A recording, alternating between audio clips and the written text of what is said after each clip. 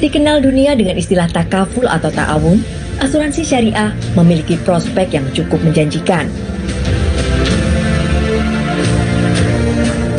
Selain karena mayoritas penduduk Indonesia beragama Islam, saat ini terjadi peningkatan awareness terhadap syariah lifestyle pada masyarakat kelas menengah dan generasi milenial. Terlebih kondisi pandemi COVID-19 dan terjadinya bencana alam mengakibatkan kebutuhan jasa perlindungan semakin meningkat. Data OJK per September 2020 menunjukkan bahwa porsi industri keuangan syariah non-bank termasuk asuransi di dalamnya baru berada di kisaran angka 4,43%. Industri asuransi syariah memiliki prospek yang cukup menjanjikan. Sejak didirikan pada 2003, Asosiasi Asuransi Syariah Indonesia berupaya menciptakan dan memelihara kerjasama yang saling memberikan maslahat untuk mengembangkan industri asuransi syariah dan reasuransi syariah di Indonesia. Kegiatan AASI berlandaskan prinsip syariah dengan berpegang teguh pada kebersamaan, kekeluargaan, keterbukaan, silaturahmi, kejujuran, amanah, profesional, kemaslahatan, dan saling menghormati. Sebagai anggota Dewan Asuransi Indonesia, AASI berkomitmen menampung aspirasi para anggota AASI dan mewujudkan peran serta asuransi syariah dan reasuransi syariah dalam upaya meningkatkan kesejahteraan masyarakat.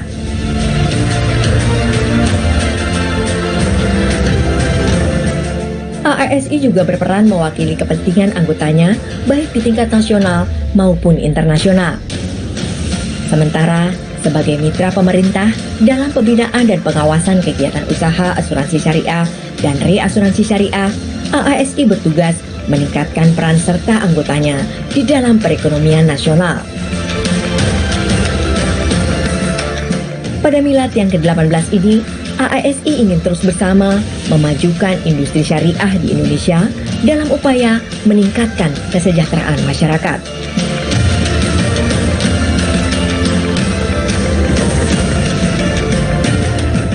Asosiasi Asuransi Syariah Indonesia bersama memajukan industri syariah di Indonesia.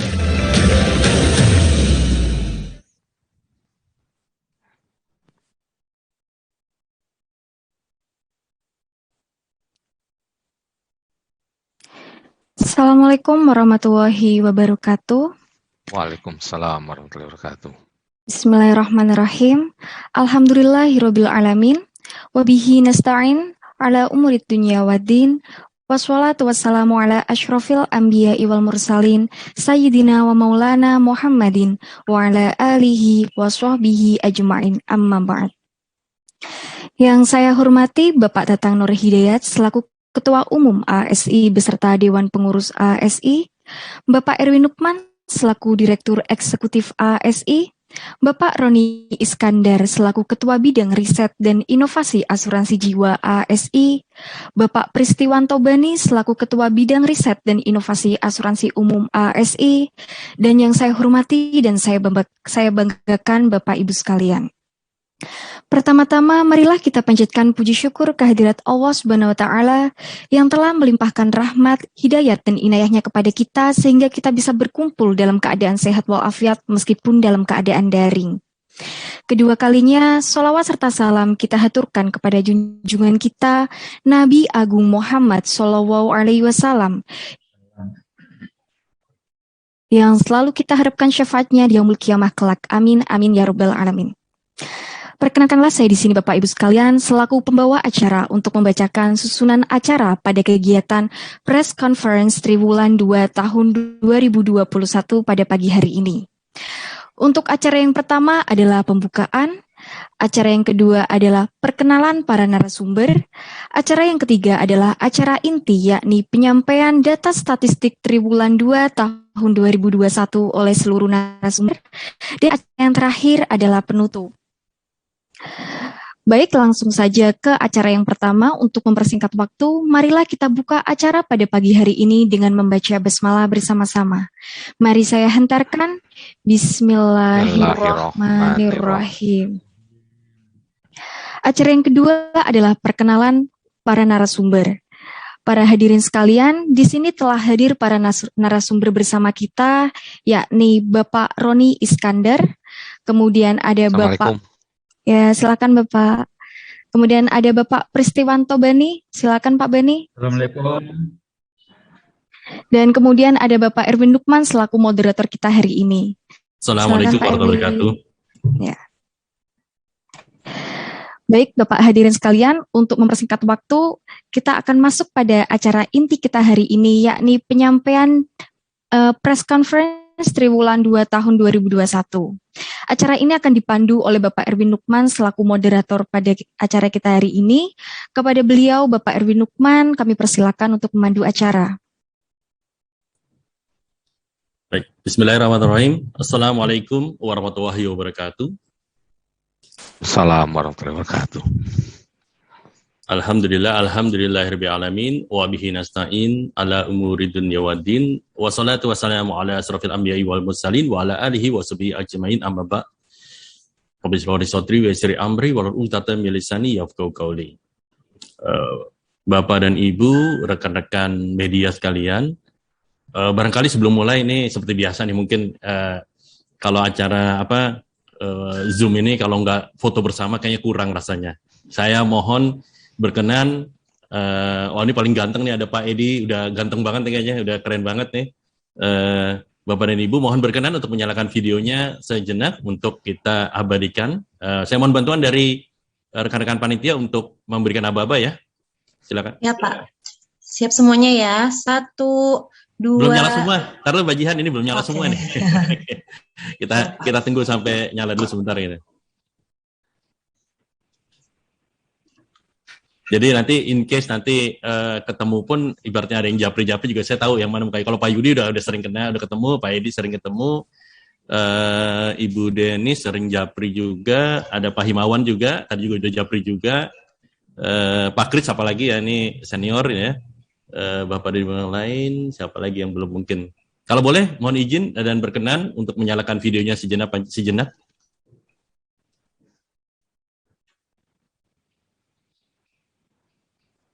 Oke, kemungkinan mungkin masih di jalan. Oke, silakan Mbak Jian, silakan. Oke Pak. 1, 2, 3. Lagi ya. 1, 2, 3. Terima kasih. Oke, baik. Bapak dan Ibu, rekan-rekan media sekalian, kesempatan kali ini adalah penyampaian press conference tentang kinerja dan analisis industri asuransi syariah Indonesia kuartal 2 di posisi sampai dengan Juni 2021. Pada kesempatan kali ini sudah hadir, saya akan perkenalkan, yang pertama adalah Bapak Roni Iskandar. Beliau adalah Ketua Bidang Inovasi dan Produk Asuransi Jiwa Syariah.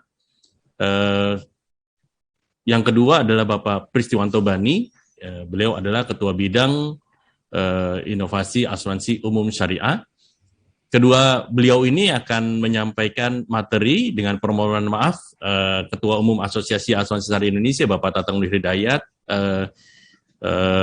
terjadwal, tapi namun ternyata ada agenda lain yang mendadak yang tidak bisa dihindari, sehingga penyampaian nanti yang pertama oleh Bapak Roni Iskandar, gambaran secara umum atau keseluruhan asuransi syariah, ditambah dengan penjelasan dari asuransi jiwa syariah.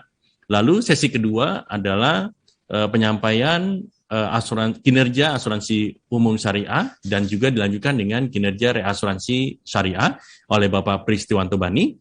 Lalu sesi ketiga adalah sesi tanya jawab.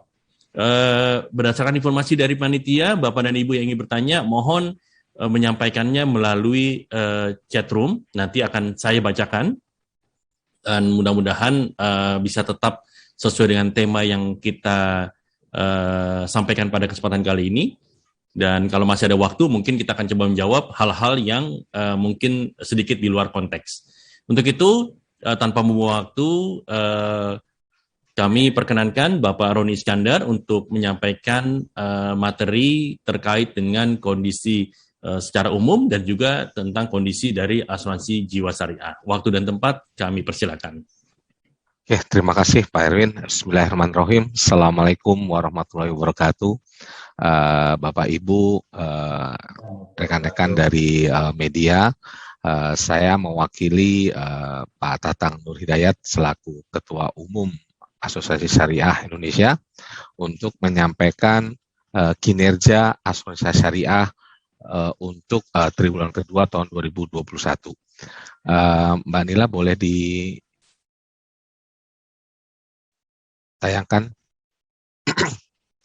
Oke, secara bagaimana sih situasi atau kinerja asuransi syariah kita di kuartal kedua di tahun ini? Saya akan membawakan tentang tadi Pak Erwin sampaikan tentang asuransi syariah secara keseluruhan dan termasuk juga nanti bagaimana dari sektor jiwanya. Oke, dari asuransi syariah secara keseluruhan, saya akan berangkat dari kinerja yang menjadi indikator kita terkait dengan pertumbuhan yang terjadi di asuransi syariah secara keseluruhan. Jadi yang pertama adalah dari sisi aset ya. Kalau kita bandingkan ya aset asuransi syariah di kuartal yang sama di tahun lalu dengan tahun ini terjadi kenaikan 4,83%. Jadi dari 40,841 triliun menjadi 42,813. Yang kedua adalah dari sisi kontribusi bruto ya, itu cukup signifikan naiknya dibandingkan dengan kuartal sama di tahun lalu ya sebesar 51,89%.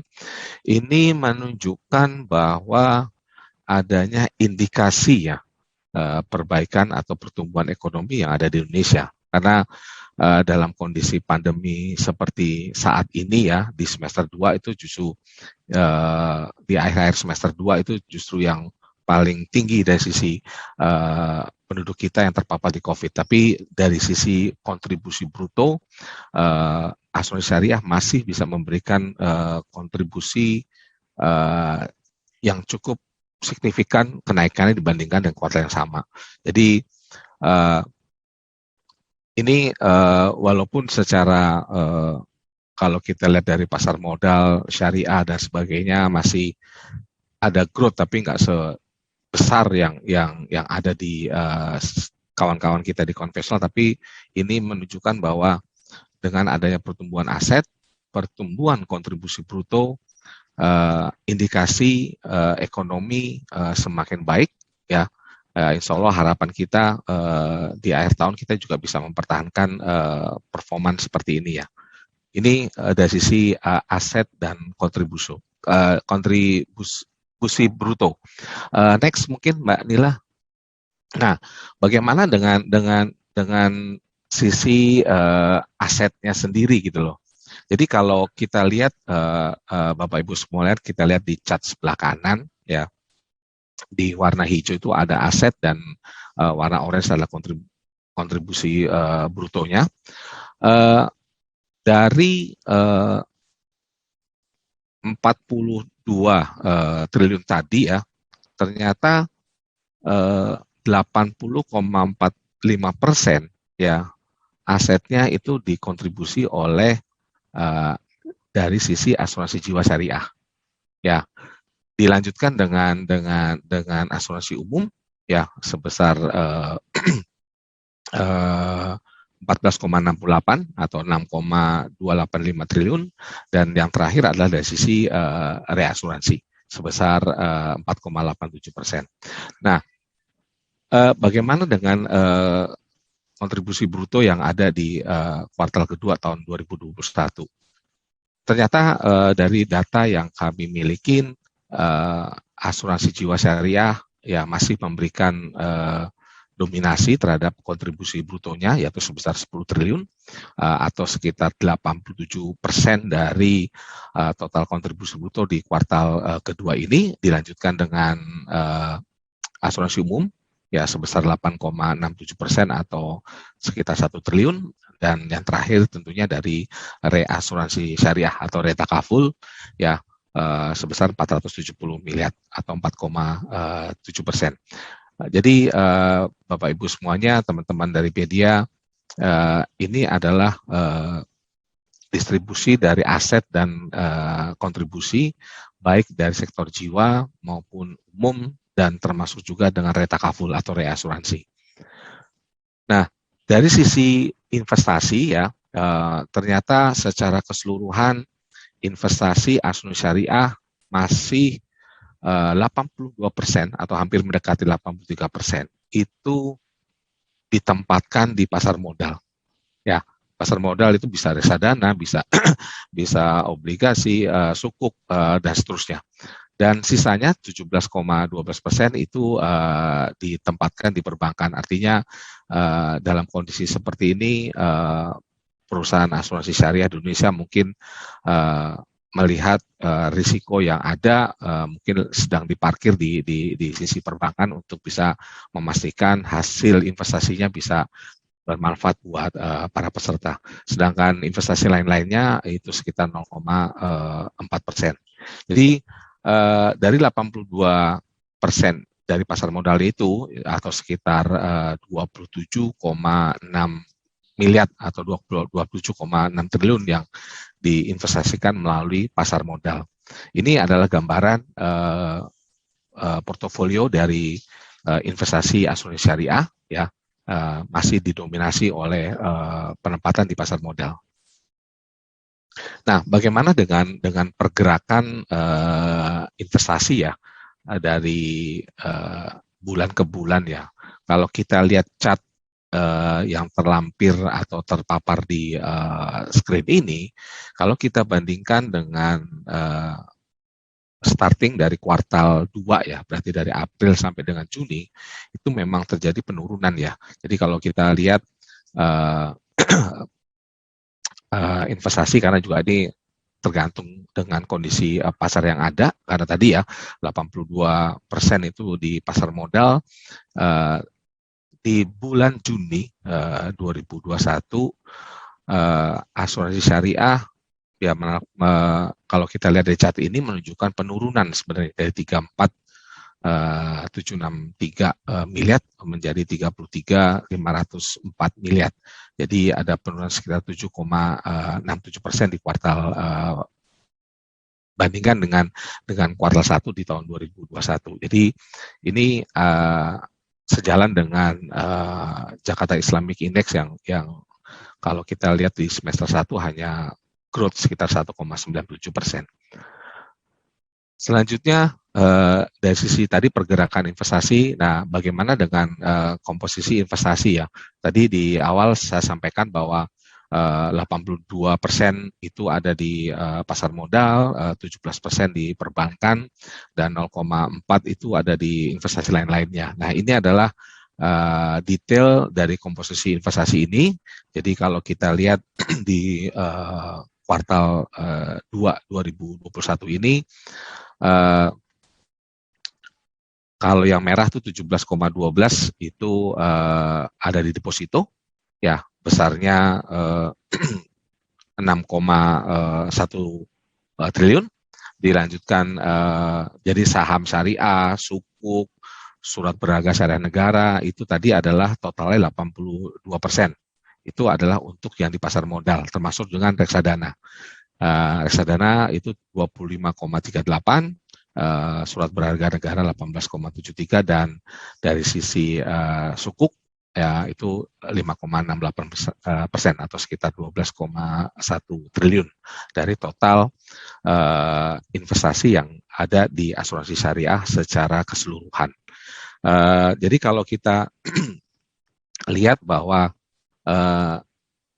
dari komposisi investasi ini dari analisa persentase yang ada terlihat bahwa ya perusahaan asuransi syariah masih ya melakukan investasi di sektor saham syariah ya. Kalau kita lihat penempatannya tuh hampir 32% ya dari total investasi yang ada, dilanjutkan dengan reksadana syariah yaitu sekitar 25,38% dari total investasi yang ada. Jadi dua vehicle investment ini, saham dan reksadana, itu sudah hampir 57%, hampir 60% dari total investasi yang ditempatkan di Recording in underlying seperti progress. itu. Selanjutnya yang saya sampaikan terkait dengan bagaimana kontribusi bruto per sektor ya, dari asuransi jiwa syariah, asuransi jiwa umum, dan reasuransi syariah, baik dari sisi kontribusi maupun dari sisi klaimnya. Kontribusi bruto ya, kalau kita lihat di chart yang sebelah kiri ya, yang warna hijau itu kuartal 2 di tahun lalu, sedangkan warna orange itu di kuartal 2 tahun ini. Jadi dari sisi asuransi jiwa ya, pertumbuhannya cukup signifikan ya, dari 6,4 triliun menjadi 10,079 miliar atau 10 triliunan lah ya. Jadi ini kenaikan yang cukup signifikan ya, artinya dalam situasi pandemik ini asuransi jiwa syariah masih bisa tumbuh sedemikian bagus. Demikian juga dengan asuransi umum ya. Asuransi umum di kuartal yang sama tahun lalu berhasil membukukan 793 miliar kontribusi bruto, sedangkan dibandingkan dengan kuartal 2 tahun ini itu hampir 1 triliun. Jadi kenaikannya juga cukup signifikan di asuransi umum. Reasuransi ini yang menarik ya, di antara jiwa umum, kalau tadi di jiwa naiknya ada kenaikan yang signifikan, di umum juga walaupun dari starting yang dari 793, ternyata di retakaful atau reasuransi syariah juga pertumbuhannya dari 407 miliar menjadi 470 miliar. Jadi kalau boleh saya sampaikan, dari semua sektor baik jiwa, umum, dan retakaful itu semuanya tumbuh. Ya, tadi saya sampaikan di awal bahwa secara total kita tumbuh 51%. Nah, bagaimana dengan klaim yang terjadi di kuartal 2 tahun ini? Jadi ini seiring dengan kenaikan kontribusi bruto, seiring dengan kondisi yang ada saat ini, asuransi jiwa ternyata juga membayarkan ya klaim bruto yang hampir, kalau kita lihat, hampir nggak sampai 2 kali lipat sih ya, dari 4,9 triliun menjadi 9 triliun. Artinya banyak klaim yang terjadi di sektor jiwa, tapi kebalikannya dari sisi umum gitu loh, karena mungkin pandemi ini lebih berdampak terhadap, khususnya di klaim ya, terdampak kepada jiwa, sedangkan di asuransi umum sendiri malah terjadi penurunan gitu loh, dibandingkan dengan kuartal kedua tahun yang sama. Jadi asuransi umum di kuartal kedua tahun lalu, klaim bruto yang dibayarkan oleh seluruh perusahaan asuransi syariah sebesar 334 miliar, dan di kuartal kedua tahun ini hanya 287 miliar. Jadi ada penurunan dari sisi klaim bruto untuk asuransi umum. Nah, ini untuk retakaful atau reasuransi syariah, ini tentunya karena reasuransi atau retakaful ini bukan hanya menanggung bisnis jiwa, tapi juga menanggung bisnis umum. Jadi kalau dari jiwa ada kenaikan dari sisi klaim brutonya, tentunya ini juga akan inline, berdampak dengan retakaful yang ada di asuransi syariah. Jadi dari 361 naik menjadi 446 miliar. Ini Bapak Ibu sekalian, kontribusi dari sektor jiwa, umum, dan retakaful, dan klaimnya itu seperti apa.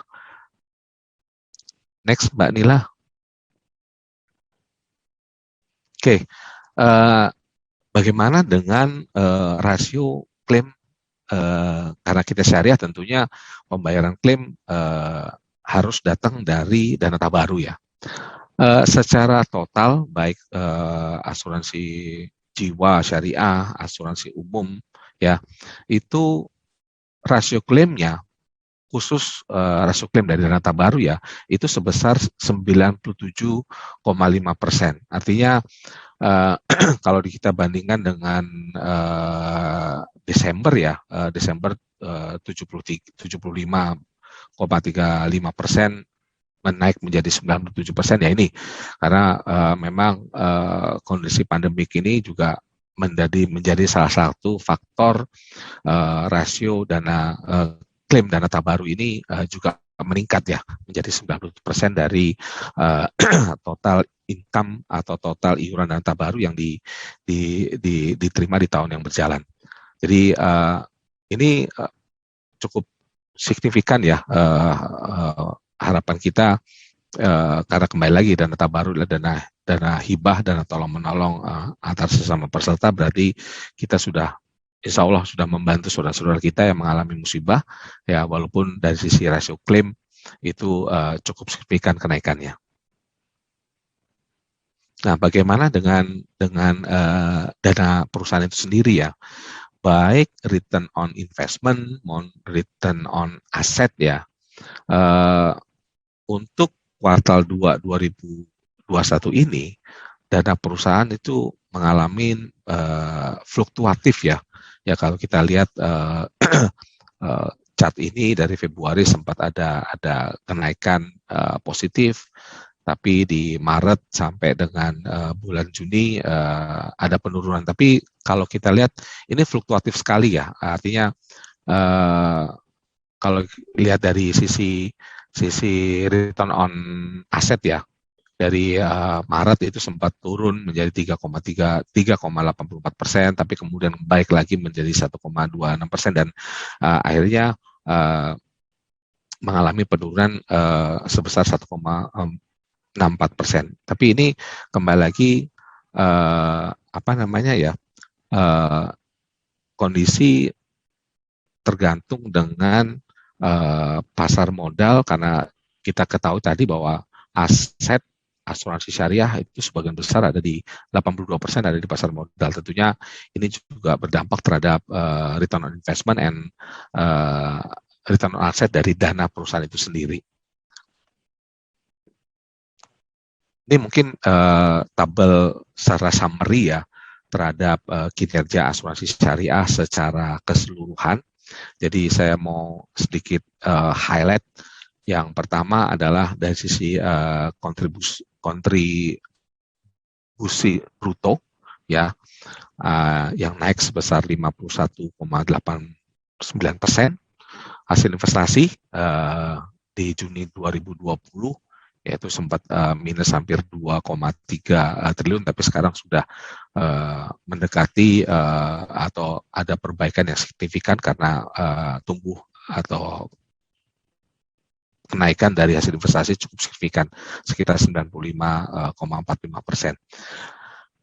Dari sisi densitas, ya walaupun penetrasi ya walaupun dari 0,1% menjadi 0,1446%, artinya ini sudah banyak diminati lah asuransi syariah dibandingkan dengan periode yang sebelumnya.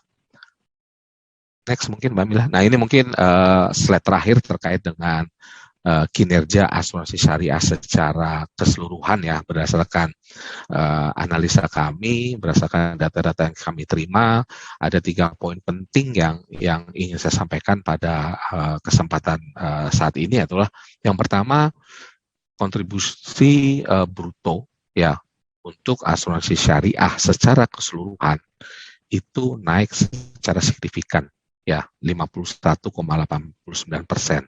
Artinya di tengah pandemik ini perusahaan-perusahaan asuransi syariah masih bisa menunjukkan pertumbuhan dari sisi kontribusi brutonya.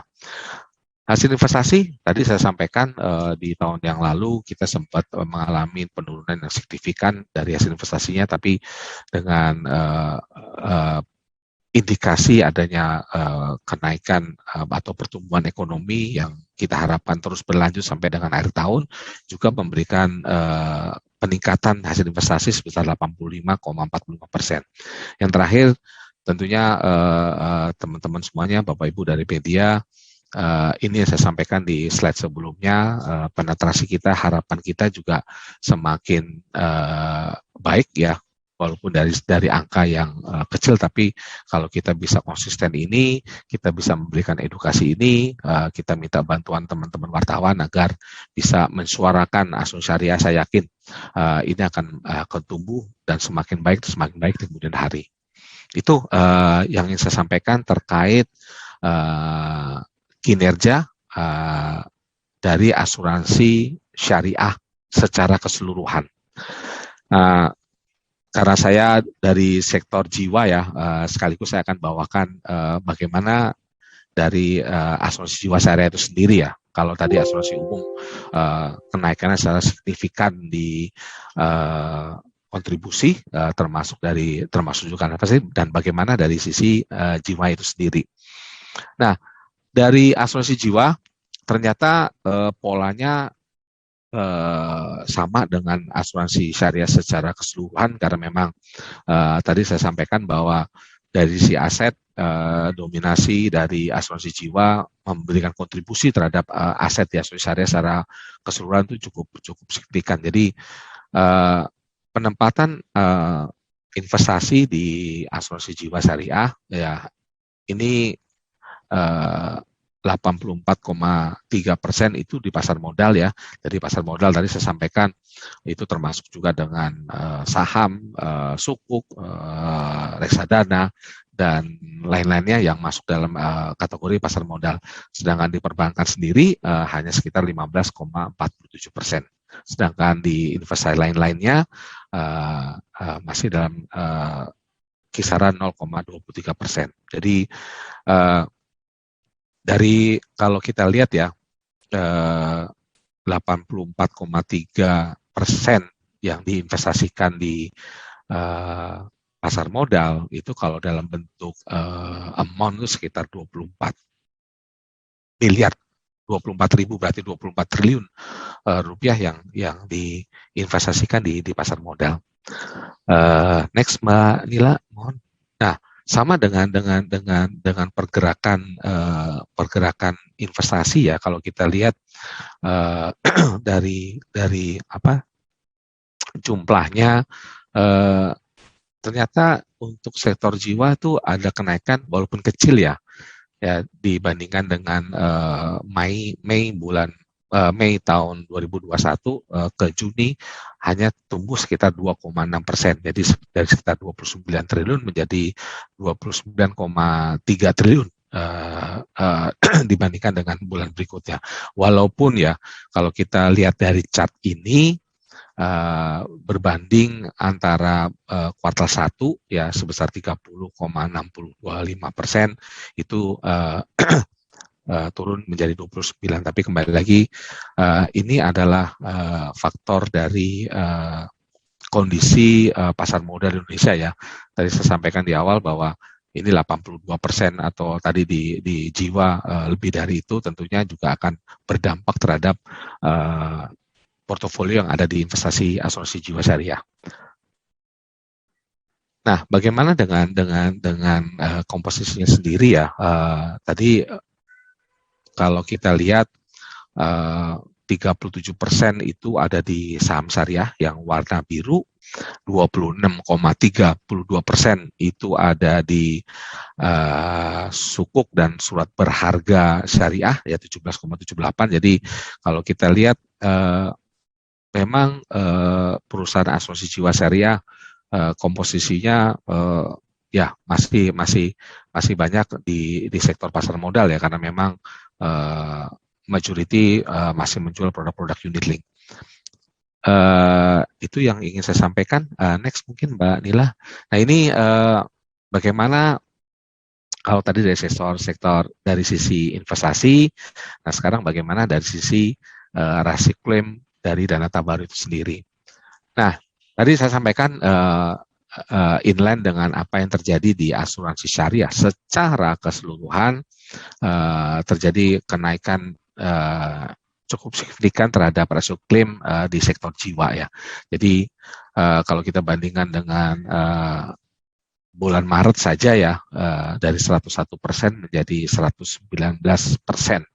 Artinya ini kalau kita bicara klaim dana tak baru, tentunya klaim risk yang naik ya. Artinya pembayaran klaim meninggal, klaim pembayaran yang bersifat risk itu cukup naik jadi 119%. Ini kembali lagi ya, kondisi pandemik ini membuat rasio klaim dana baru di kuartal 2 ini naik menjadi artinya rasionya menjadi 119%. Mbak Nila boleh nah, sama dengan yang asuransi syariah secara keseluruhan ya, dari dana perusahaan untuk return on investment and return on asset juga masih, kalau kita lihat ya kenaikannya kalau boleh bilang ini masih dalam posisi negatif lah ya. Kalau dari sisi return on investment itu sekitar 0,32, dari sisi return on asset hanya 2,72%. Jadi Bapak, Ibu, teman-teman di media, kalau kita lihat di slide ini ya, jadi kalau kita lihat di Agustus 2020 itu yang paling grafiknya paling lancip sendiri ya, paling naik sendiri ya.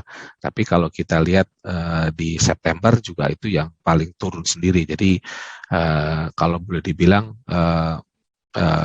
maksimalnya untuk ROI itu ada di bulan Agustus ya. Kalau di sisi dari 5,9% ya Agustus 2020 dan turun maksimal 5,25% di Juli 2020. Ini adalah gambaran dana perusahaan untuk asuransi jiwa syariah.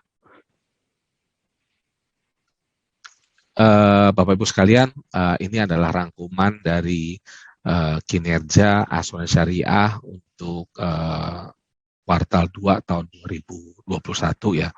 Mungkin saya highlight yang penting-penting ya. Yang pertama tentunya kita lihat kontribusi bruto ya, dari 6,4 triliun menjadi 10 triliun, itu kenaikannya 57,36%.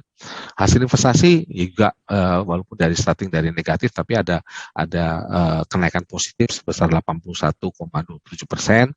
Dan kalau kita lihat dari sisi aset ya, klaim bruto juga ada kenaikan. Jadi kita memang membayarkan klaim yang cukup signifikan kenaikannya dibandingkan kuartal kedua tahun lalu.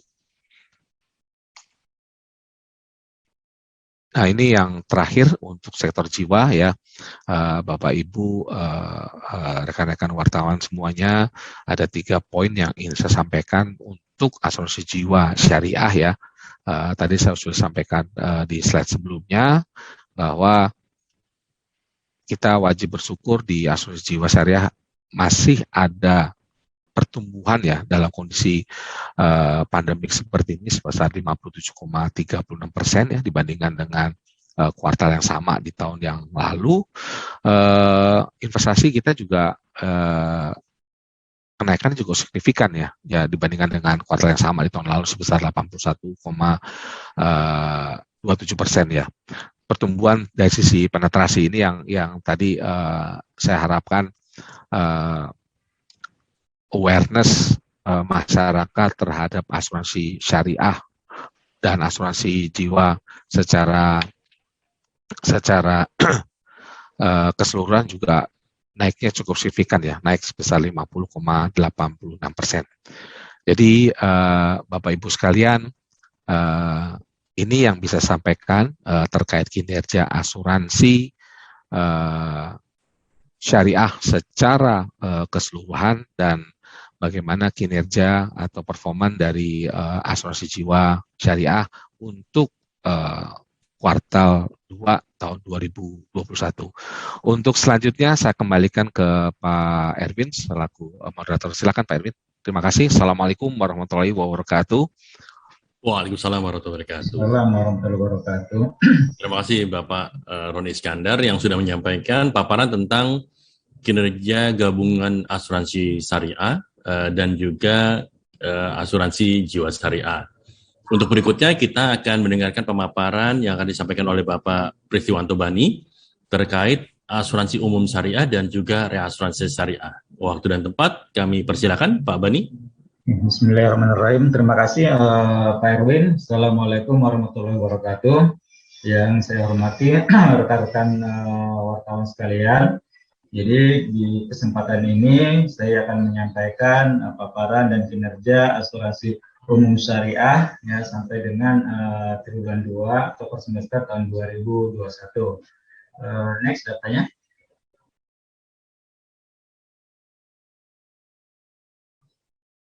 The next.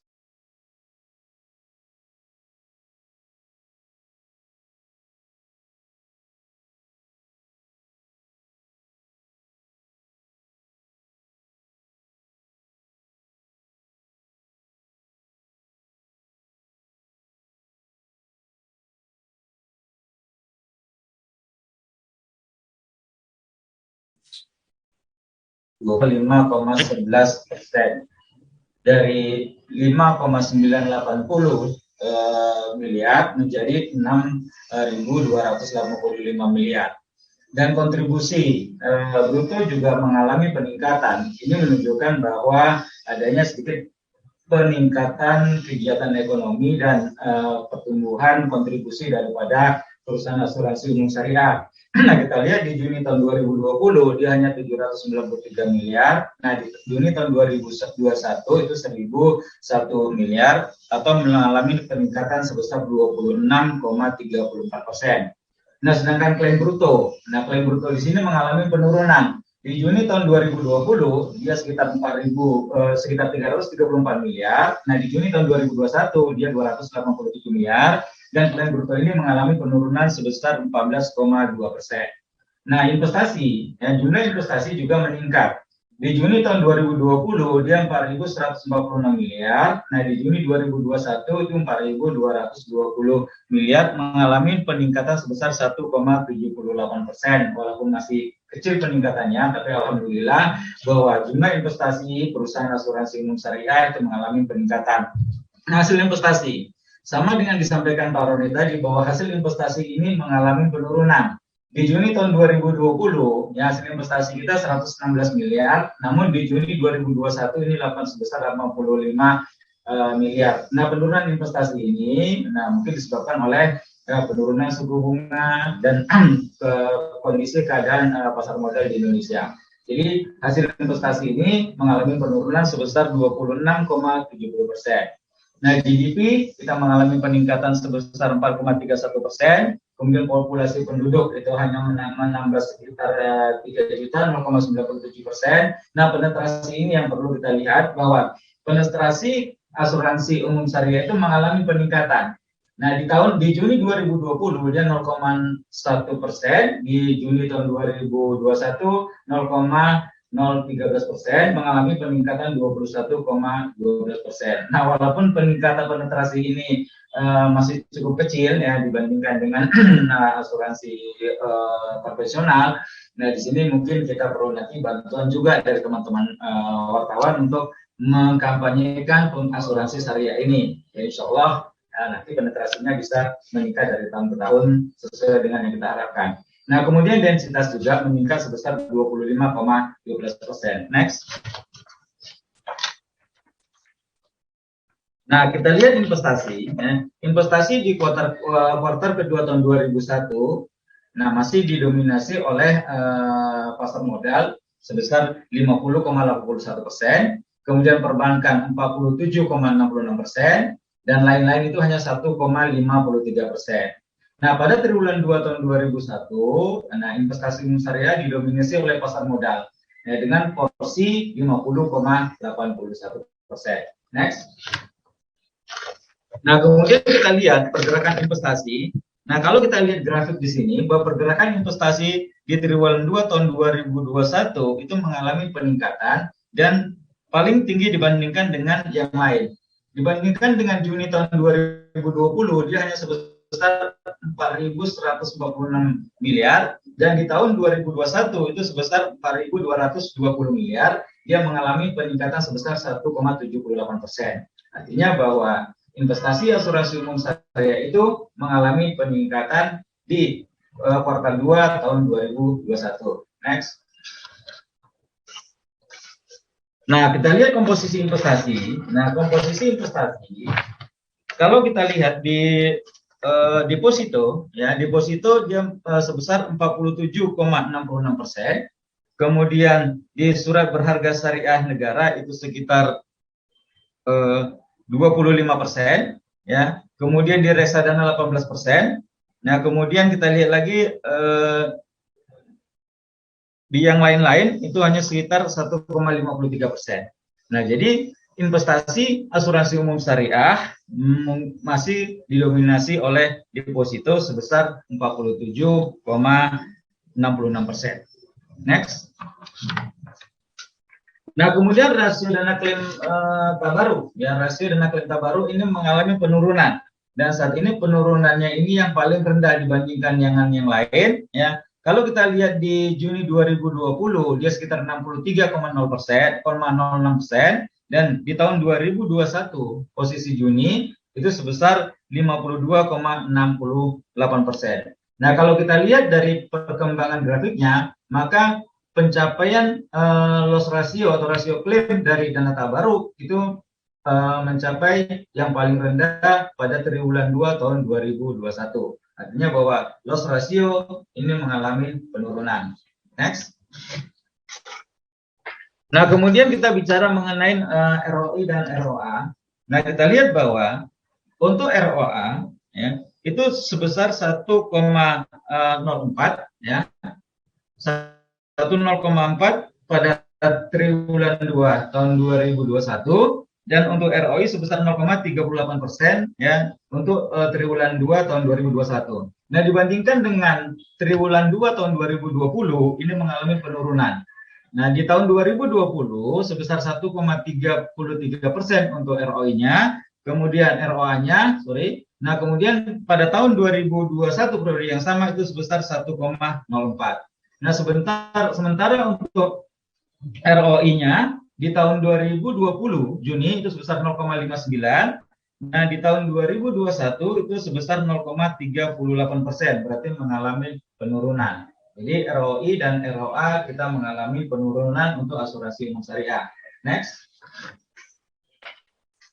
Nah, di sini kita lihat, ya, bahwa kontribusi bruto asuransi umum syariah tercatat mengalami peningkatan dibandingkan dengan triwulan 2 tahun 2020, seperti yang saya sampaikan di data awal tadi. Nah, penetrasi juga untuk asuransi umum syariah mengalami pencapaian pertumbuhan pada triwulan 2 tahun 2021 sebesar 21,12%.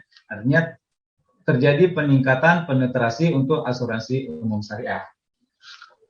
Next. Itu tadi mengenai data-data untuk asuransi umum syariah. Saya lanjutkan untuk reasuransi syariah. Nah, untuk reasuransi syariah di sini agak sedikit, ya, agak anomali dibandingkan dengan yang lain. Nah, kita lihat di sini untuk kinerja reasuransi syariah untuk aset dia turun, ya, dari 2.181 miliar ke 2.086 miliar, dia turun sebesar 4,37%. Artinya aset reasuransi umum syariah dibandingkan dengan triwulan 2 tahun 2020 itu mengalami penurunan sebesar 4,37%. Nah, klaim bruto juga di sini naik. Ya, sementara tadi di asuransi umum dia mengalami penurunan. Nah, di reasuransi klaim bruto ini mengalami peningkatan dari 407 miliar menjadi 470 miliar. Dia mengalami peningkatan sebesar 15,56%. Nah, untuk investasi, ya, investasi juga dia mengalami penurunan. Ya, investasi mengalami penurunan sebesar 1,17%. Di Juni 2020 dia 1.057 miliar, di Juni 2021 dia sebesar 1.552 miliar, mengalami penurunan sebesar 1,17%. Nah, hasil investasi juga mengalami penurunan sebesar 4,90%. Inilah gambaran kinerja reasuransi syariah secara umum. Next. Nah, kita lihat juga investasi, ya, sama dengan yang tadi di asuransi umum, bahwa untuk investasi di reasuransi syariah itu masih didominasi oleh pasar modal sebesar 64,7%, kemudian perbankan sebesar 34,28%, dan lain-lain 1,03%. Nah, jadi masih didominasi oleh pasar modal sebesar 64,7%. Next. Nah, kita lihat pergerakan investasi, ya. Pergerakan investasi ini juga mengalami penurunan, ya. Di triwulan 2 tahun 2020 dia sebesar 1.570 miliar, sedangkan untuk triwulan 2 tahun 2021 dia sebesar 1,552. Artinya dia mengalami penurunan sebesar 1,17%. Nah, investasi mengalami penurunan sebesar 1,17%. Next. Nah, kemudian komposisi investasi, ya, komposisi investasi masih sama, ya, deposito, saham syariah, suku, kemudian surat berharga secara negara, reksadana syariah. Jadi masih juga didominasi oleh deposito sebesar 34,28%, diikuti dengan reksadana syariah sebesar 19,29% dan suku 22,01%. Artinya bahwa mayoritas deposito itu masih sebagai investasi alternatif yang dilakukan oleh reasuransi syariah. Next. Nah, kita lihat bahwa kontribusi reasuransi syariah itu mengalami peningkatan sebesar 15,50% dibandingkan dengan triwulan 2 tahun 2020. Jadi ini yang saya sampaikan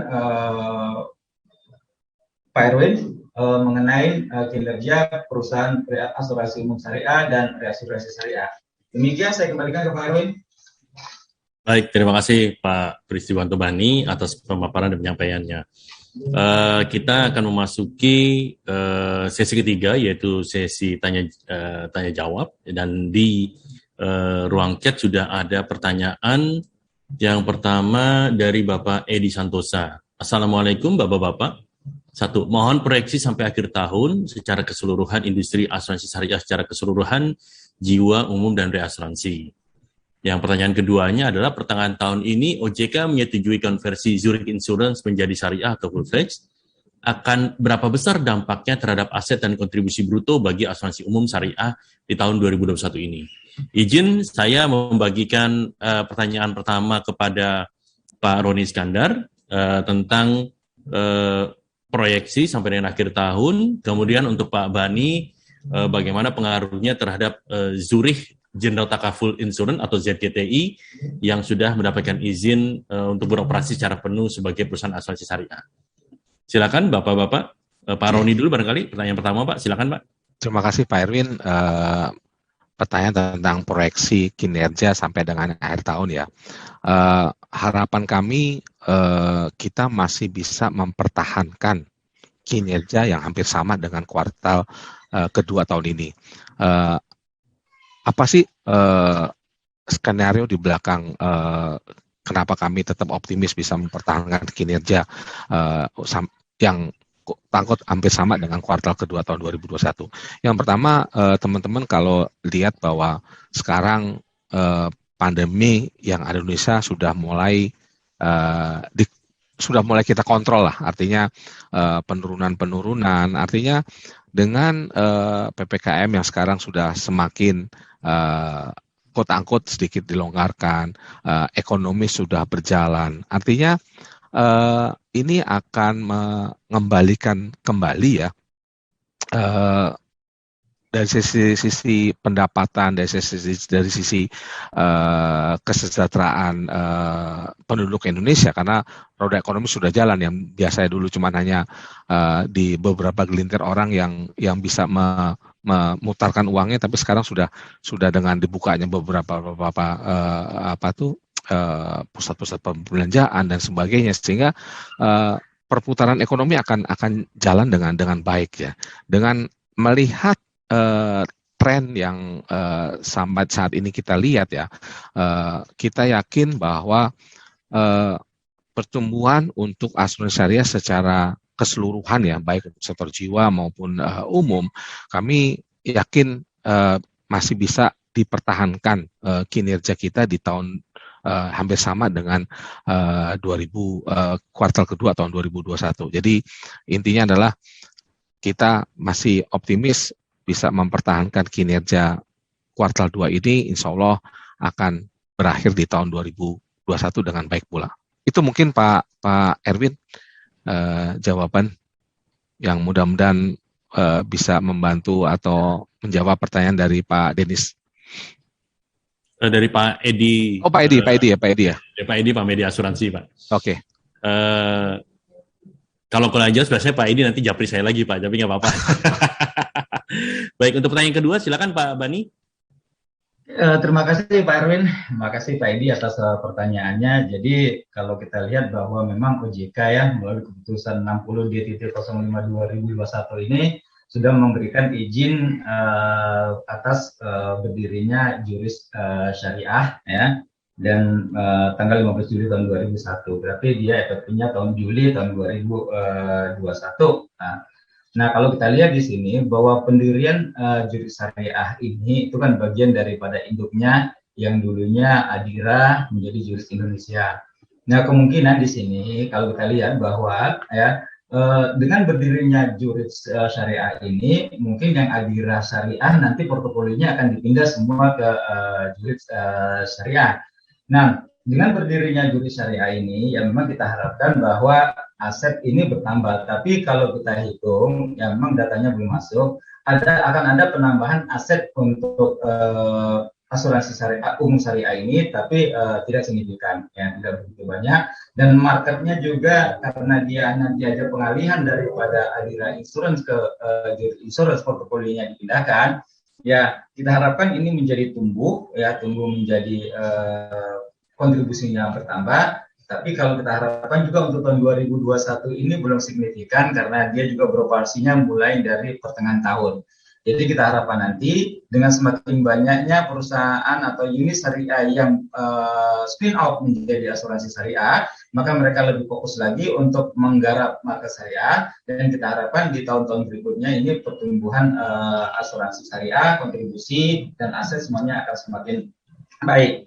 Tapi menurut perkiraan kita bahwa di tahun 2021 ini ya itu walaupun ada pertumbuhan aset tidak begitu signifikan, dan kita harapkan juga pertumbuhan daripada kontribusi juga tidak begitu signifikan tapi tetap tumbuh. Dari perkiraan kita sih sekitar antara bisa 6 sampai dengan 15% pertumbuhan daripada asuransi umum syariah ini.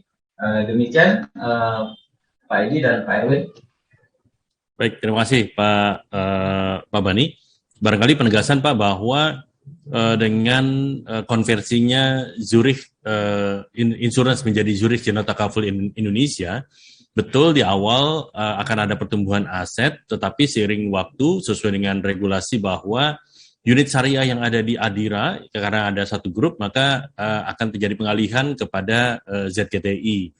Termasuk juga yang saat ini sedang berproses adalah pengalihan dari agen-agen yang tadinya terdaftar, agen syariah ya Pak, agen asuransi umum syariah, yang tadinya terdaftar di unit syariah di Adira Insurance juga akan dialihkan menjadi agen di ZKTI.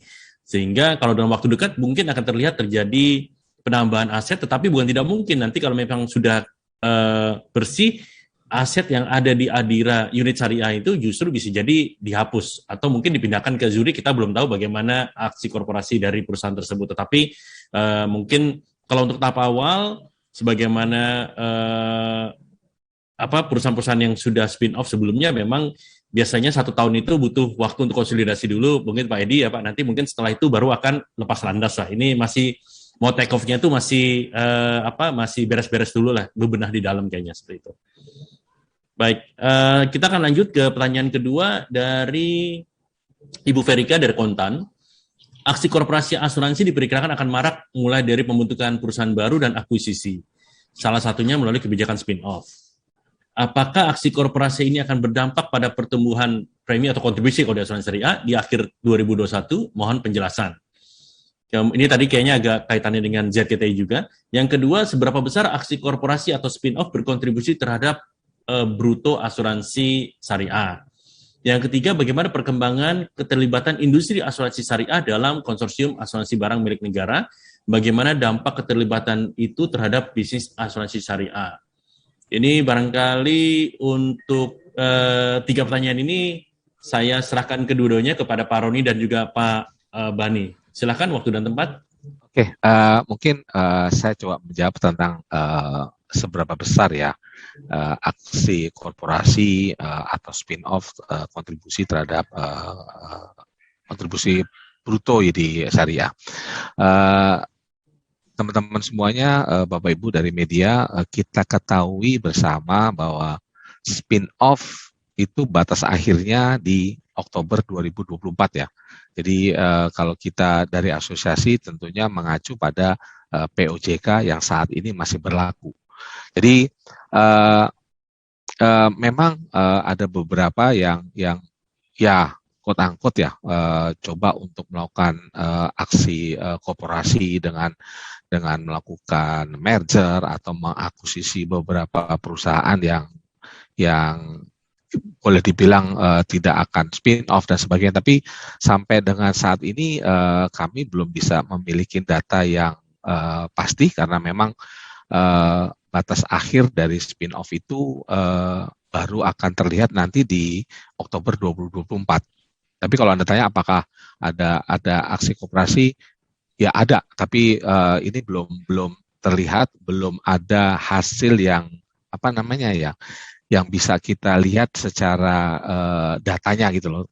Kalau karena kembali lagi ya, spin-off itu baru rata-rata perusahaan kalau kita lihat dari rencana pemisahannya itu mungkin baru starting di 2022, 2023 gitu. Jadi walaupun sekarang sudah mulai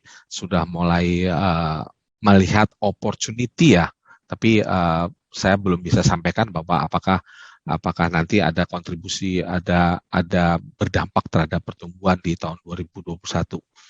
Jadi spin-off itu masih cukup panjang lah. Jadi kita belum bisa melihat tadi aksi-aksi korporasi itu apakah berdampak terhadap kontribusi bruto di asuransi syariah. Karena kembali lagi ya Bapak Ibu sekalian, nanti biasa kita kelihatan tuh nanti di 2022, 2023 sudah mulai ada mendekati untuk batas-batas spin-off. Itu kita nanti bisa lihat lah seperti apa yang akan dilakukan oleh teman-teman di industri asuransi syariah pada khususnya.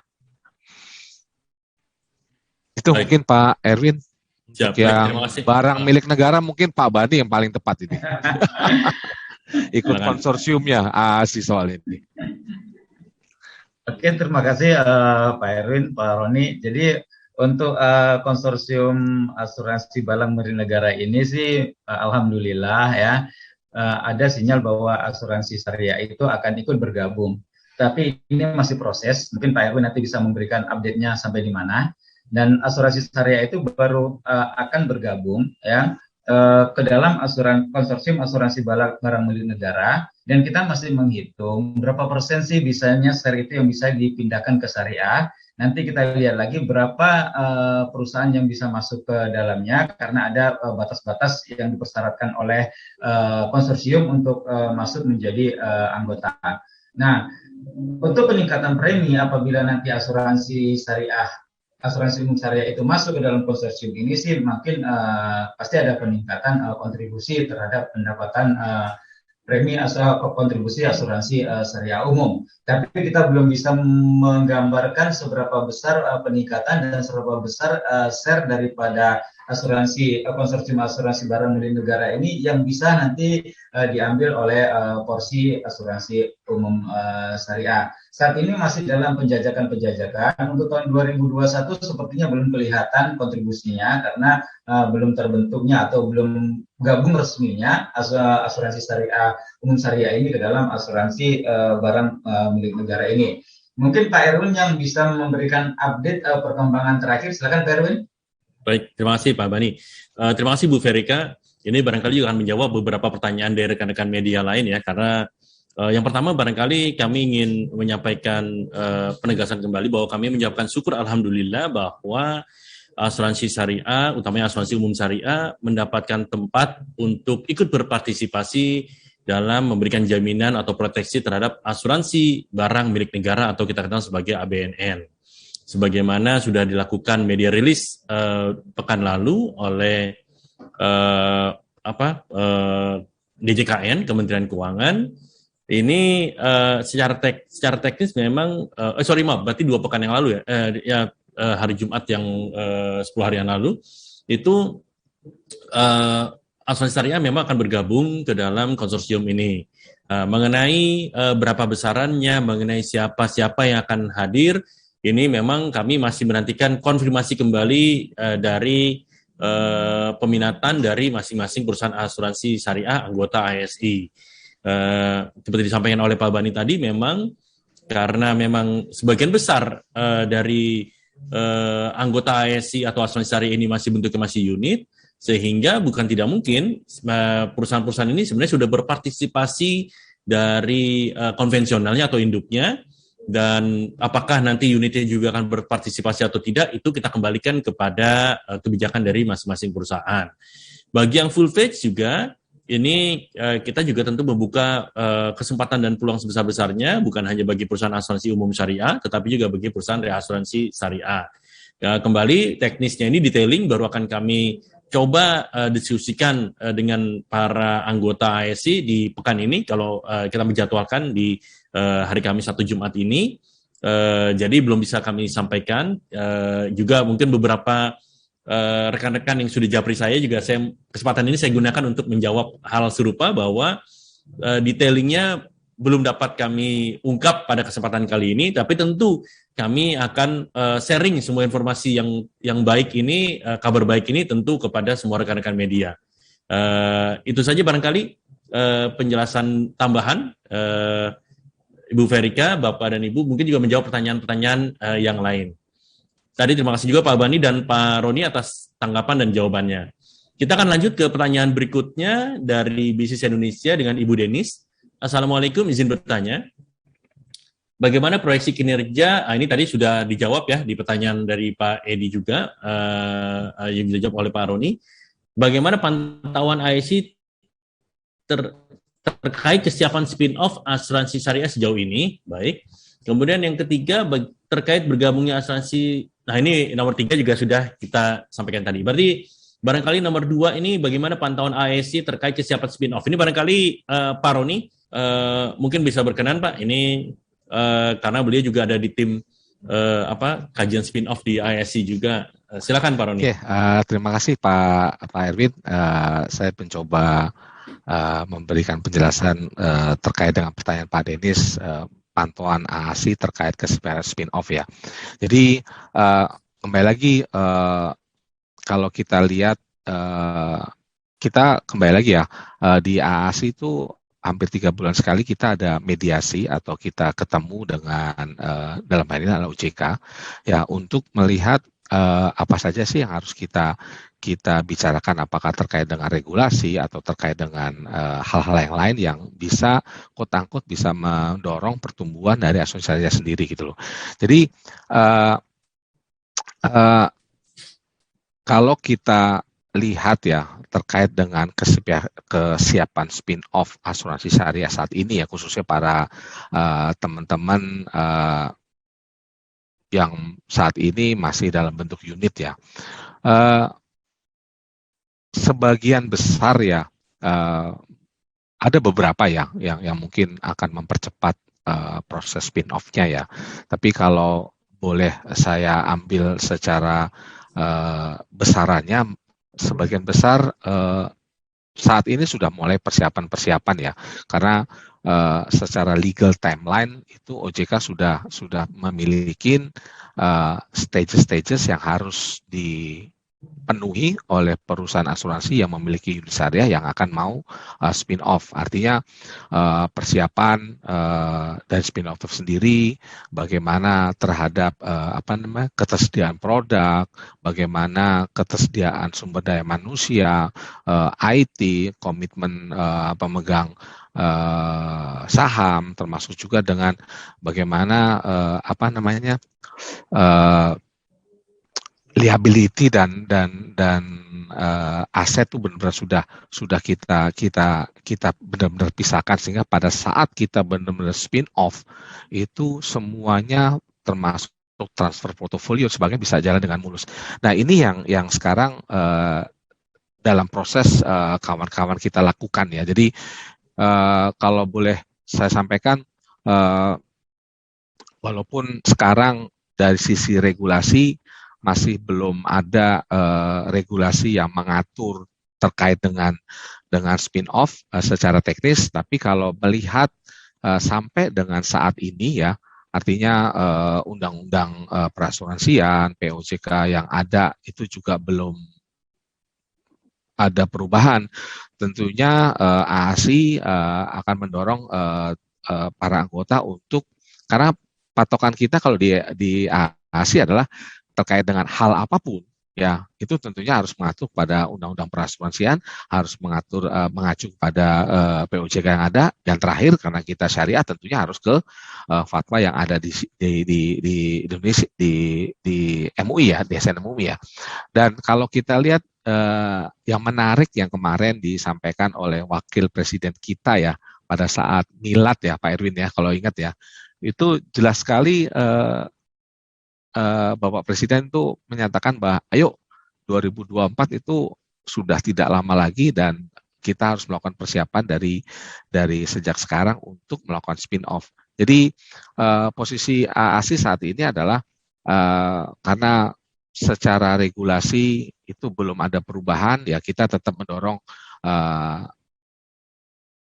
teman-teman yang memiliki perusahaan-perusahaan asuransi yang memiliki unit syariah untuk tetap melakukan persiapan, dan sampai nantinya pada saat ya kalau perubahan itu bagus, alhamdulillah ya. Tapi kalau tidak ada perubahan, nanti kan jadinya kesannya spin-off itu jadi terburu-buru. Jadi kalau kita lihat kesiapan teman-teman saat ini semua dalam proses preparation. Jadi karena juga kami tidak memiliki data berapa yang tetap spin-off, berapa yang akan mengembalikan lisensinya. Tapi kalau lihat dari secara keseluruhan, tahapan-tahapan persiapan itu sudah dilakukan oleh semua anggota dari AASI ini. Itu mudah-mudahan menjawab Pak Erwin.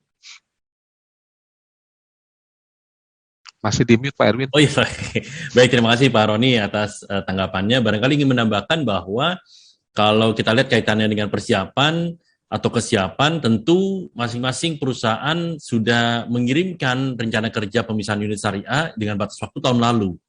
Jadi batas waktunya 17 Oktober tahun 2020, dan sebenarnya masih punya kesempatan satu kali sampai dengan batas waktu setahun setelah pengumpulan tersebut. Berarti artinya kita masih menantikan sampai dengan Oktober atau November ini apakah ada perubahan rencana. Sesuai dengan tadi yang disampaikan oleh Pak Roni juga, bahwa Bapak Wakil Presiden selaku Ketua Dewan Penasihat AASI juga menyampaikan amanat diulang oleh beliau sampai 3 kali, bahwa tentunya sebagai entitas yang berdiri secara yang secara full-fledged ya, itu tentu akan lebih inovatif dan akan lebih akan mampu fostering ya untuk pertumbuhan asuransi syariah itu sendiri. Dan amanat beliau juga bahwa AASI diminta untuk membantu percepatan spin-off ini sendiri, dalam artian adalah pendirian perusahaan asuransi syariah baru. Di sisi lain, bagi perusahaan-perusahaan yang sudah memutuskan untuk melakukan pengalihan portofolio, kami juga melihat bahwa ini sudah dilakukan karena batas waktu untuk penggalian portofolio ini lebih cepat dibandingkan pendirian perusahaan asuransi syariah baru. Kalau batas waktu pendirian perusahaan asuransi syariah baru adalah 2024, untuk penggalian portofolio itu selambat-lambatnya itu sudah selesai, sudah tuntas di tahun 2023 atau 17 Oktober tahun 2023, sehingga semakin dekat. Persiapan ini tentu yang tadi disampaikan juga oleh Pak Roni, kami tidak, walaupun kami bisa menduga, walaupun tidak dapat kami paparkan di sini, sebagian besar sesuai dengan konfirmasi dari regulator dan juga dari masing-masing anggota juga, bahwa sebagian besar tetap memilih untuk melakukan pendirian perusahaan asuransi syariah baru. Namun tentu sesuai dengan kebijakan dari masing-masing perusahaan, ada yang memilih tetap untuk melakukan pengalihan portofolio. Barangkali itu yang dapat kami paparkan pada kesempatan ini, Ibu Denis dari Bisnis Indonesia. Kita masuk ke pertanyaan berikutnya dari Bapak Windarto, investor. Assalamualaikum. Nomor 1, klaim asuransi jiwa melonjak tajam pada semester 1 tahun ini year on year. Klaim apa saja yang menjadi sumbangan terhadap peningkatan tersebut? Ini barangkali lebih tepat karena ini pertanyaan asuransi jiwa, nanti akan dijawab lagi oleh Bapak Roni Iskandar. Kemudian rasio klaim asuransi yang melebihi angka 100%, apakah tidak memberatkan pertumbuhan asuransi jiwa syariah ke depan? Ini juga kelihatannya yang tadi di atas 100%, klaim rasionya juga di asuransi jiwa, jadi kelihatannya masih Pak Roni Iskandar. Yang ketiga, dalam kesempatan sebelumnya dikatakan ada tantangan terkait dengan perdagangan bebas ASEAN ya, terhadap industri asuransi syariah. Seberapa besar dampak buat industri dan apa yang bisa dilakukan untuk mempersiapkan hal tersebut? Untuk yang pertanyaan ketiga, sebagaimana disampaikan bahwa AFAS protokol ke-7 sudah akan membuka pasar asuransi umum syariah di tahun 2025 bagi para pelaku di ASEAN. Ini mungkin barangkali 2 pertanyaan kepada Pak Roni. Pertanyaan ketiga mungkin Pak Bani, atau mungkin kalaupun nanti ini saya coba tambahkan atas nama yang lebih besar lagi Pak, bukan atas nama AIC tapi mungkin atas nama DAI. Baik, untuk Pak Roni silakan Pak, klaim yang meningkat dan juga dua-duanya tentang klaim Pak. Silakan Pak Roni. Oke, terima kasih Pak Erwin. Pertanyaan dari Pak Windarto dari investor. Kalau lihat dari data tadi ya, klaim asuransi jiwa tuh naik ya dibandingkan dengan kuartal yang sama di tahun lalu. Jadi kalau kita lihat klaim tadi ya, rasio klaim dan data baru berarti ya. Data baru itu kalau lihat dari peruntukannya ya, salah satunya adalah untuk membayar klaim risk Pak. Artinya klaim meninggal, klaim penyakit kritis, klaim perawatan rumah sakit dan sebagainya. Tapi kalau lihat dari secara keseluruhan ya, klaim dari yang disumbangkan terhadap peningkatan itu ya memang dari klaim meninggal ya, karena memang dengan kondisi pandemik ini kan cukup teman-teman tahu lah bahwa yang meninggal baik terpapar COVID atau tidak itu cukup signifikan kenaikannya. Jadi itu yang melihat. Tapi kalau kita malah berpikir positif Pak ya, artinya ini asuransi syariah kan kita tolong menolong ya. Alhamdulillah para peserta itu bukan hanya mendapat santunan, tapi peserta lain juga insya Allah dapat pahala. Karena apa? Apa yang disampaikan atau didonasikan di dana baru itu kita bisa distribusikan ke saudara-saudara kita yang mengalami musibah. Yang kedua, apakah 100% itu memberatkan pertumbuhan asuransi jiwa ke depan? Jadi Pak Windarto mohon diingat bahwa ini artinya 100% ini adalah kontribusi yang kita terima dari Tabaru tahun ini dibandingkan dengan klaim di tahun ini. Artinya kalau kita lihat secara total aset dana Tabaru, lihat solvensinya terhadap secara keseluruhan itu masih rata-rata kalau saya lihat ya dari anggota itu masih sehat. Nah, jadi yang naik itu hanya di periode ini saja gitu loh. Kalau kita lihat mungkin saya sampaikan sedikit ya, namanya rasio klaim itu adalah rasio klaim yang terjadi pada tahun yang berjalan. Padahal itu kan akan berbanding dengan kontribusi tabaru yang masuk di tahun itu gitu loh. Di sisi lain kita punya aset dana tabaru yang memang sudah terbentuk dari tahun-tahun sebelumnya. Jadi kalau buat kita dari asosiasi melihat bahwa 100% apa memberatkan? Enggak. Karena ini kan sifatnya insidental ya, tidak selalu konsisten. Nah, kecuali ya kalau misalkan ini berlarut-larut gitu loh. Berlarut tahun depan lagi, 2 tahun lagi akan berlarut. Nah, itu juga mungkin akan berdampak dan dampaknya mungkin akan bukan hanya berdampak ke asuransi syariah secara khusus, tapi secara umum karena orang meninggal, orang sakit itu tidak melihat dari sisi bisnisnya gitu loh. Jadi itu mungkin mudah-mudahan menjawab Pak Windarto terkait pertanyaan melonjak tajam itu karena memang kalau kita lihat dari sisi tabaru ya otomatis itu klaim yang terjadi klaim risk ya, bisa meninggal, bisa kecelakaan, bisa tapi yang sifatnya risk. Yang kedua 100% apa tidak memberatkan karena ini hanya sifatnya insidental ya, tidak berlaku secara terus-menerus. Itu saya yakin tidak akan menghambat atau memberatkan pertumbuhan asuransi jiwasraya ke depannya sih. Mudah-mudahan menjawab Pak Windarto. Saya kembalikan ke Pak Erwin. Baik, terima kasih Pak Roni atas tanggapan dan jawabannya bahwa memang penegasan bahwa ini mungkin ada membedakan di konvensional dengan syariah. Kalau konvensional, kalau 100% loss ratio itu berarti sudah gawat itu, karena itu udah gabungan semua dana. Sedangkan kalau di syariah ini 100% itu di dana tabaru, dan itu sebelum-sebelumnya terjadi ada akumulasi atau cadangan dana tabaru pun belum keluar. Jadi insya Allah masih tetap aman, masih tetap masih bisa untuk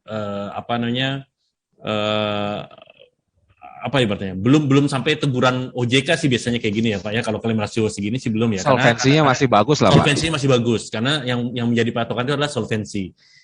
Ini tadi kalau memang klaim rasio itu adalah berapa incurred claim dibandingkan dengan berapa kontribusi yang diterima, sehingga masih catatannya masih di atas 100% tadi. Itu barangkali untuk memberikan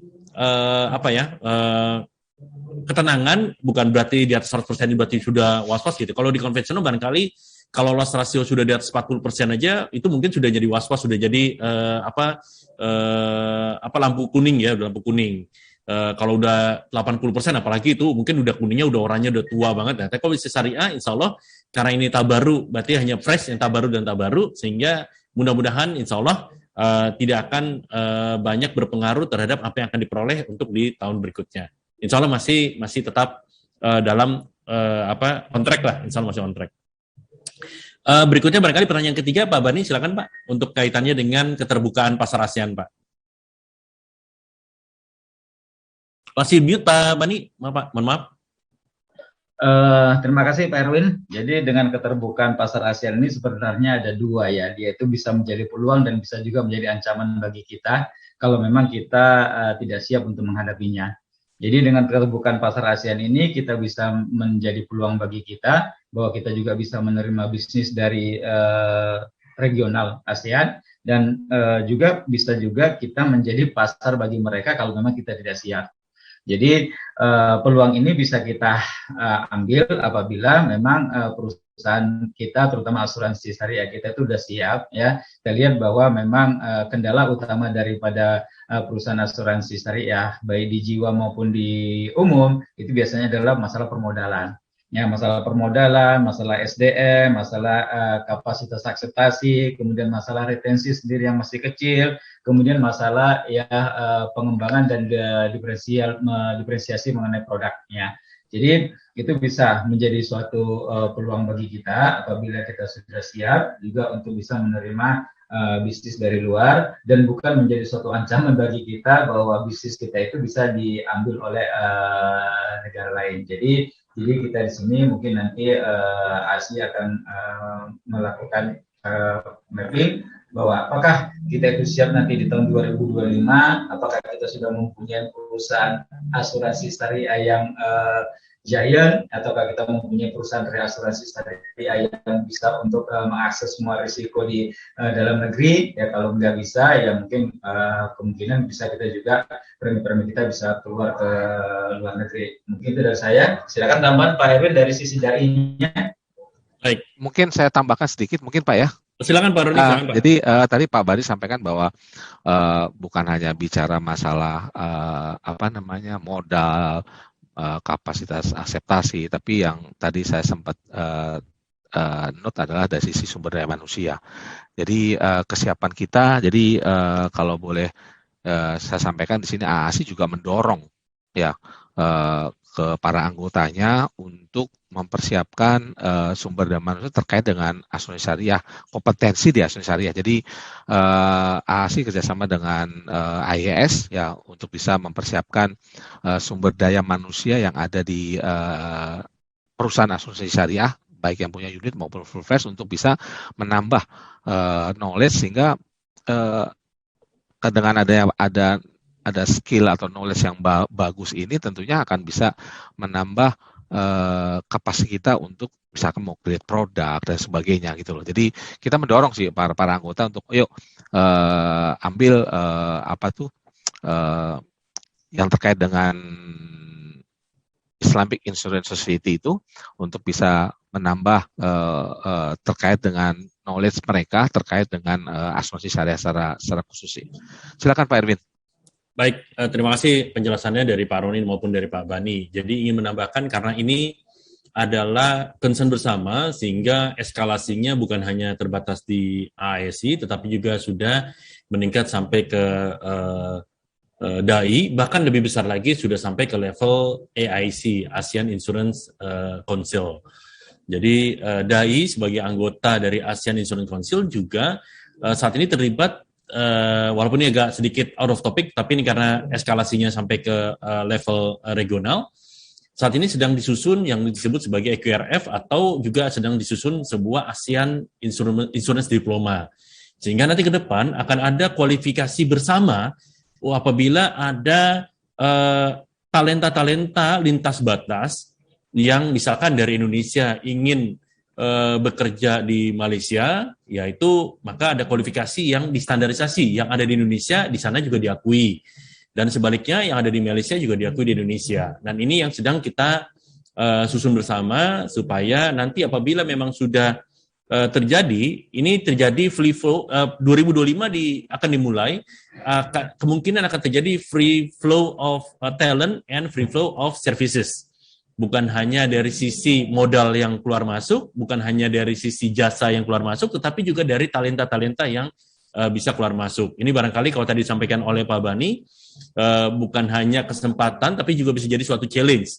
Apakah nanti warga Indonesia bekerja di Malaysia, bekerja di Thailand, bekerja di Singapura, dan seterusnya, atau kebalikan, Indonesia hanya menjadi pasar, lalu pekerja-pekerjanya adalah dari warga negara ASEAN. Nah ini tentunya ada suka tidak suka mau tidak mau masing-masing negara tetap mempertahankan barrier, dan di Indonesia juga kita ketahui bahwa ada beberapa peraturan yang tetap akan berlaku seperti tentang misalnya tenaga ahli, yaitu tadi misalkan harus mempunyai standar kompetensi tertentu dan ini akan distandarisasi di level ASEAN. Untuk itu tadi disampaikan juga oleh Pak Roni, kita juga mendorong bahwa kita mengharapkan bahwa bukan hanya Islamic Insurance Society sebagai mitra untuk penyediaan sumber daya manusia yang mumpuni di asuransi syariah, tetapi juga baik dari sisi kualifikasi dan standarisasinya juga harus ibaratnya naik kelas, istilahnya naik kelas, bukan hanya di level lokal di Indonesia, tapi juga harus menyesuaikan dengan standar di ASEAN setidaknya. Lebih jauh lagi tentu kita berharap nanti ke depan standarnya sudah standar internasional sehingga apa yang ada di Indonesia sudah bisa diterima dan berlaku juga di negara lain. Barangkali itu tanggapan dari kami, Pak Windarto, Bapak dan Ibu sekalian, dan juga karena tidak ada pertanyaan lain, juga seiring waktu, ya sudah lewat dari 11.30, kami akan mengakhiri sesi press conference kita pada pagi hingga siang hari ini. Namun apabila masih ada pertanyaan-pertanyaan, kami berharap dapat disampaikan kepada Sekretariat AASI, walaupun banyak yang japri ya tadi nanti, tapi mudah-mudahan bisa disampaikan secara tertulis supaya dapat kami tanggapi dengan baik. Itu saja barangkali dari kami atas nama Sekretariat dan Pengurus Asosiasi Asuransi Syariah Indonesia. Kami mohon maaf apabila dalam penyampaian ini penerimaan kami ada yang kurang berkenan, kurang pas atau kurang pantas. Mohon dibukakan pintu maaf yang sebesar-besarnya. Dari saya sebagai moderator juga mohon maaf. Kepada semuanya selamat pagi. Assalamualaikum warahmatullahi wabarakatuh. Saya kembalikan kepada MC Ibu Nila dan kepada para narasumber atau pemateri kita Pak Pristiwanto Bani dan Bapak Roni Iskandar. Saya mengucapkan banyak terima kasih kepada rekan-rekan media yang juga sudah hadir, juga tentunya banyak terima kasih. Saya kembalikan ke Ibu Nila. Silakan. Kepada Bapak Erwin Lukman, kami ucapkan terima kasih. Semoga penyampaian data triwulan 2 tahun 2021 ini dapat memberikan insight, yakni baik sebagai informasi maupun bahan evaluasi untuk industri asuransi syariah yang lebih baik ke depan. Selanjutnya, tibalah kita di penghujung acara, yakni penutup. Saya selaku pembawa acara mewakili Asosiasi Asuransi Syariah Indonesia, mohon maaf yang sebesar-besarnya apabila ada tutur kata yang kurang berkenan di hati Bapak Ibu sekalian. Dan saya sekali lagi ucapkan terima kasih kepada Bapak Ibu sekalian atas perhatiannya untuk meluangkan waktunya dalam hadir di kegiatan acara pada hari ini. Baik, akhir kata dari saya, wabillahi taufiq wal hidayah, wal afu minkum, wassalamualaikum warahmatullahi wabarakatuh. Waalaikumsalam warahmatullahi wabarakatuh. Terima kasih Bapak dan Ibu sekalian. Terima kasih ya Bapak Ibu semuanya. Terima kasih Bapak Ibu sekalian.